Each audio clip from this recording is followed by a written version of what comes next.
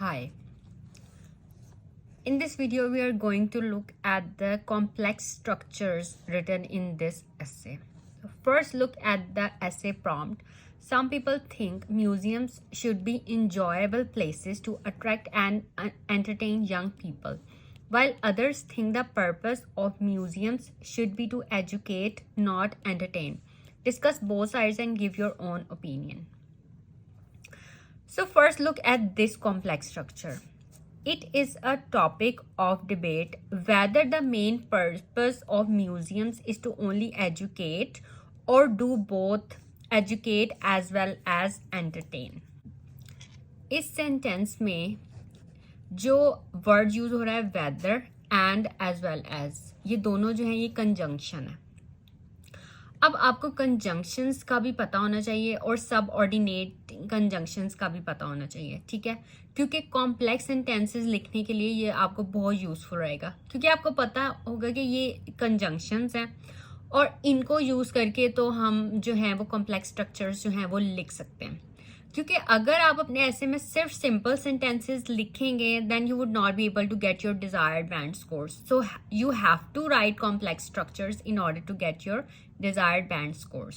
ठीक है, तो वेदर और एज वेल एज कंजंक्शंस हैं. ठीक है, आपको इनको यूज करना आना चाहिए कि आपने किस तरह से इनको यूज करना है और कॉम्प्लेक्स स्ट्रक्चर लिखना. अब आपके पास ये एग्जांपल है, ये सेंटेंस जो है ये कॉम्प्लेक्स सेंटेंस है. It is a topic of debate whether the main purpose of museums is to only educate or do both educate as well as entertain.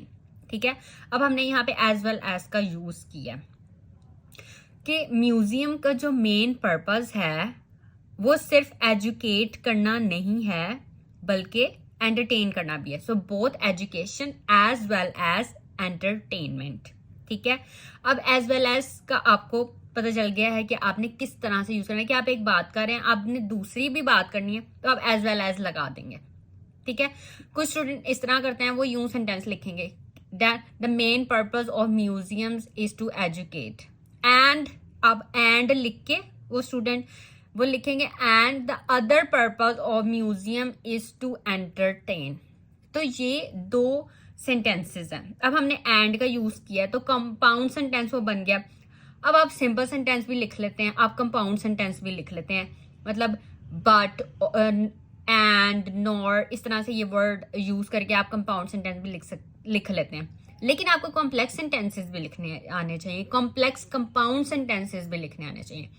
तो उसके लिए आपको कंजंक्शंस आपको पता होना चाहिए कि जैसे कोई वर्ड है वो एज एडवर्ब कब यूज, एज एन एडवर्ब कब यूज करना है, एज ए कंजंक्शन का यूज करना, as a noun, as a pronoun. तो ये चीजें आपको आनी चाहिए. ठीक है, फर्स्ट अब इस सेंटेंस से तो आप ये सीख लें कि वेदर कंजंक्शन है एज वेल एज भी कंजंक्शन है. वेदर कहाँ यूज करना है, किस तरह यूज करना है, एज वेल एज कैसे यूज करना है. ठीक है, क्योंकि जब आप प्रैक्टिस करेंगे ना तो फिर आपको आइडिया हो जाएगा कि किस तरह से हम कंजंक्शंस को यूज करके कॉम्प्लेक्स स्ट्रक्चर्स लिख सकते हैं. ठीक है, अब एज वेल एज को यूज करके आपने कोई सेंटेंस लिखना है इसी ऐसे प्रॉम्प्ट से रिलेटेड और वो आपने कमेंट्स में लिखना है. ठीक है, देन आई विल सी कि आपने किस तरह से जो है एज वेल एज को यूज किया है अपने सेंटेंस में. ठीक है, अब नेक्स्ट सेंटेंस देखें. The reason given by those who point that the main role of a museum is to educate is that when people visit museums they want to know the history behind the objects displayed there.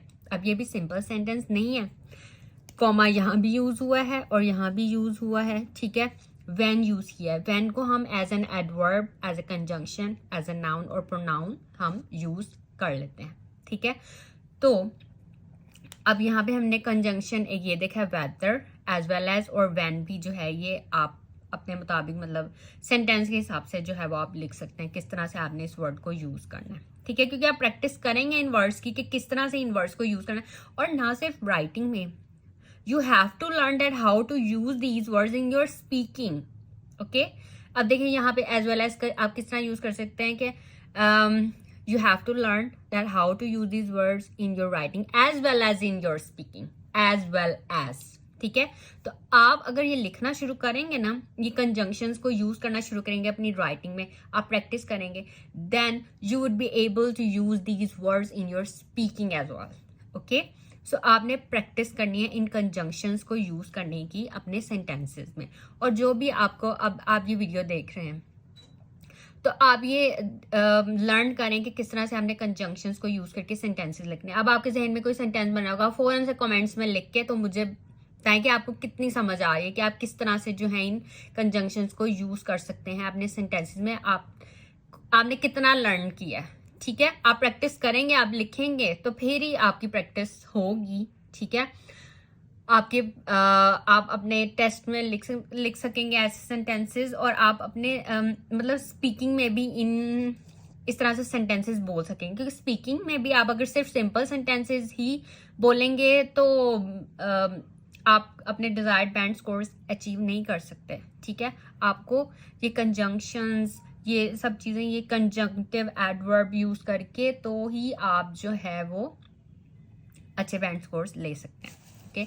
So now look at the next sentence. If museums focus only on education and do not make things interesting, ठीक है।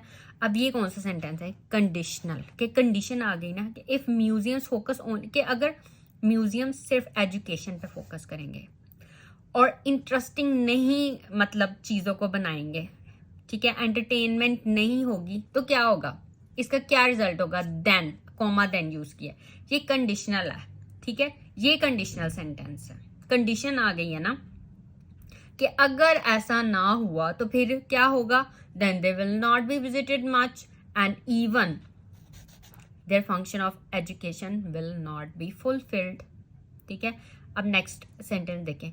If museums will be fun places to visit, अगर museums जो है मतलब लोग entertain होंगे museum visit करके, then क्या होगा? Young people would be encourage to learn more about history and culture from the various things that museums display. अब देखिए ये दो सेंटेंसेस, ये कंडीशनल है। आप भी कमेंट्स में कोई कंडीशनल सेंटेंस बनाएं, ठीक है, उसे लिखें कि इफ मतलब इसी ऐसे से रिलेटेड कोई भी सेंटेंस जो आपके, क्योंकि अगर आपको सेंटेंसेस बनाने आएंगे ना तभी आप बॉडी पैराग्राफ लिख सकते हैं। आपने इंट्रोडक्शन में भी आप सिर्फ सिंपल सेंटेंसेस तो नहीं लिखेंगे, कॉम्प्लेक्स स्ट्रक्चर्स लिखने हैं आपने। कॉम्प्लेक्स स्ट्रक्चर्स में आप कंपाउंड सेंटेंस, कॉम्प्लेक्स कंपाउंड और कंडीशनल सेंटेंसेस लिखेंगे, ठीक है।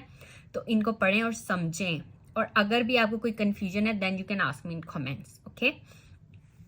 अब ये नेक्स्ट सेंटेंस देखें। Okay, so in the planetarium, one feels one is actually in space. This arouses curiosity to know more about the planets and satellites. However क्या है? conjunctive adverb है। However जब भी आप कोई भी सैंपल ऐसे रीड करते हैं तो आपको ये वर्ड्स बहुत ज्यादा नजर आते हैं। However, moreover, furthermore, तो ये वर्ड्स भी आपने राइटिंग में भी यूज करने हैं, आपने अपनी स्पीकिंग में भी यूज करने हैं। जब आपका स्पीकिंग टेस्ट हो तो आपने जब आप मतलब बोल रहे हैं किसी भी टॉपिक पे या एग्जामिनर को आंसर कर रहे हैं तो आपने how ever, more over, further more, firstly, secondly, इस तरह के वर्ड्स थोड़े बहुत यूज करने हैं, ठीक है, क्योंकि इसके बगैर आप अच्छे बैंड स्कोर्स नहीं ले सकते, ठीक है। अब however museums should not overdo the entertainment and go astray, by which भी आ गया। I mean museums should make it clear that they are not purely a source of entertainment like a disco bar, cinema or amusement park. So ये एक complex structure है जिसको हमने start किया by using however, so which भी हमने इसमें use किया। तो इस तरह के सेंटेंसेस लिखकर, बोलकर आप एग्जामिनर को इम्प्रेस कर सकते हैं, ठीक है। आप राइटिंग में भी मतलब आप इनकी प्रैक्टिस करेंगे। आपने एज इट इज तो ये नहीं लिखना, आपने सिर्फ समझना है सेंटेंस स्ट्रक्चर को, ठीक है, कि आपने कॉम्प्लेक्स स्ट्रक्चर लिखना कैसे। आप इसको समझें कि किस तरह से कहाँ कॉमा यूज हुआ है, कहाँ पे कंजंक्टिव एडवर्ब, सबऑर्डिनेट कंजंक्शन, मतलब ये वर्ड्स जो है कुछ जहन में बिठा लें और उनकी प्रैक्टिस करें। हाउएवर की प्रैक्टिस कर लें, मोर ओवर की प्रैक्टिस कर लें, एज वेल एज की, ऑल्दो किस तरह यूज कर सकते हैं, दो, इवन दो, मतलब ये थोड़े से मिलते जुलते हैं, ठीक है। आपको प्रैक्टिस करेंगे ना तो आपको समझ आ जाएगी किस तरह से वर्ड्स को हमने सेंटेंसेस में यूज करना है। तो आप देखिएगा आपके राइटिंग और स्पीकिंग के बैंड स्कोर्स ऐसे ऊपर जाएंगे कि आप हैरान हो जाएंगे। ठीक है, मेन चीज़ है कि प्रैक्टिस, कि आपने अब आप सिर्फ सिंपल सेंटेंसेस लिखकर तो अपने डिजायर्ड बैंड स्कोर्स नहीं ले सकते, आपको कॉम्प्लेक्स स्ट्रक्चर्स लिखने ही पड़ेंगे। ठीक है, आपको ये लर्न करना ही पड़ेगा।